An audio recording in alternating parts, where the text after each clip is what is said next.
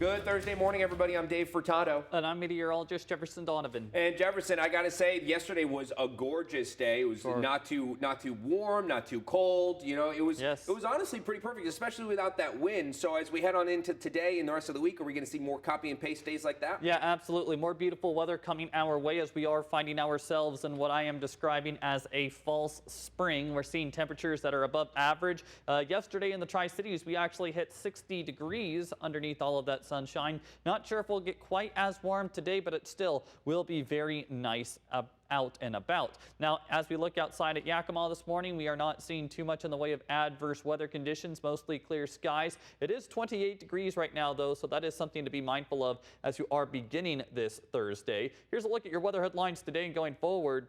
We are going to be keeping the sunshine through Saturday. Today and tomorrow are going to be very similar to what we did see yesterday, and even Saturday will feature a fair amount of sunshine. Temperatures are going to be staying warm, very similar to what we did see yesterday, although again, we might not be quite as warm. It's still very pleasant. Shower chances, however, are going to make a bit of a resurgence on Sunday. We'll talk more about all three of these weather headlines in more depth coming up.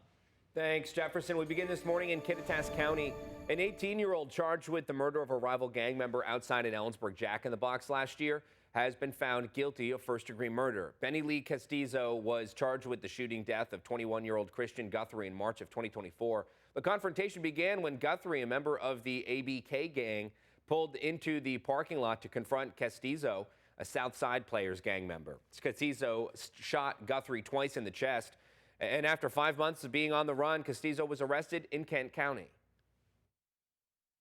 This was rewarding in that it was a fairly long trial, and it took some time to get done. The jury did a really good job of listening, being engaged, and weighing the issues.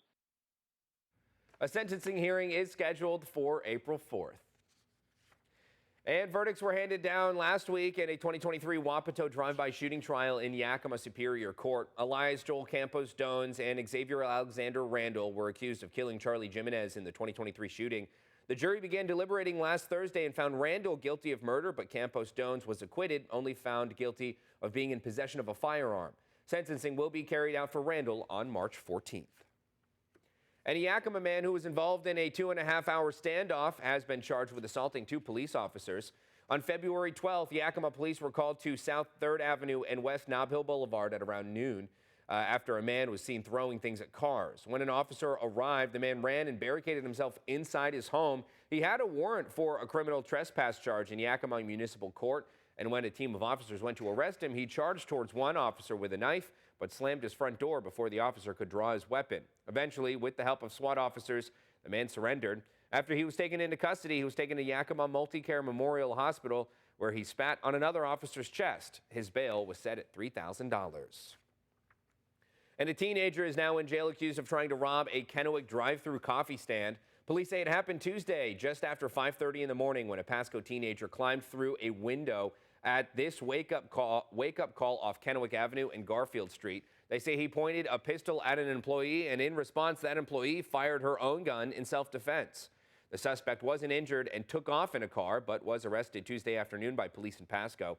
The 17-year-old suspect is charged with first-degree robbery, assault in the first degree, and burglary. The Yakima County Sheriff's Office, responded to an incident at the Maverick gas station yesterday in Terrace Heights. Authorities reported that a person had trespassed on the property and a significant amount of drugs were seized. Another individual was arrested on an outstanding warrant. No further details have been released at this time. Switching gears this morning, as Washington state leaders continue to oppose recent federal layoffs, the Trump administration is directing federal agencies to develop a plan to eliminate many more jobs. A White House memo tells agency leaders to prepare to initiate, quote, large-scale reductions in force. They're asked to submit plans by March 13th. Thousands of probationary employees have already been cut. Senator Patty Murray hosting a news conference yesterday that included federal workers already laid off in Washington state. According to her office, the number of people laid off at Hanford remains at about a dozen and, quote, a handful at PNNL. A spokesperson with her office says there have been recent deeper cuts at other departments like Veterans Affairs and the National Park Service have fired thousands in our state. A recently fired Bonneville Power Administration employee learned by email that she was fired.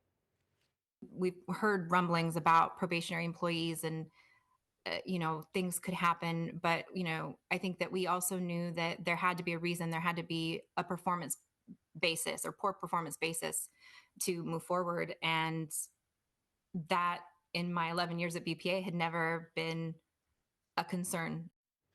Leaders with the Trump administration say they're targeting fraud, waste, and abuse in the government. The Tri-Cities Airport is closing its north-south runways and taxiways through November so upgrades can be made. It's all part of a planned construction project to bring the runway into compliance with federal safety standards. While airport managers say this will not affect the traveling public, people who live between Road 68 and the airport may experience additional airplane noise. And finally, Columbia Center Mall in Kennewick is currently undergoing a revitalization project set to be complete later this fall. The project's focus is giving the mall a fresh new look, and to do that, a brighter interior color palette, new flooring and seating area carpet will be added.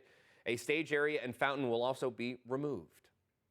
And with that, let's jump right over to meteorologist Jefferson Donovan to talk the weather for today, because temperatures are going to be fantastic again. We got the sunshine lingering around. You called it a fall spring. I'm saying I'm just pretty hopeful it's the start of spring. Well, I would say that maybe a lot of folks are hopeful for that, but I'm not quite ready to turn the page on winter just yet, especially since models are suggesting a cooler than average March. But let's just enjoy the time period that we have. Today will feature highs into the mid-50s to low 60s across eastern Washington and northeast Oregon as everybody looks at sunshine overhead today. Not too different than what we did see yesterday. Now, we are going to keep the sunshine through Saturday, but then there will be some changes arriving towards the end of the coming weekend. We will discuss what those could look like coming up.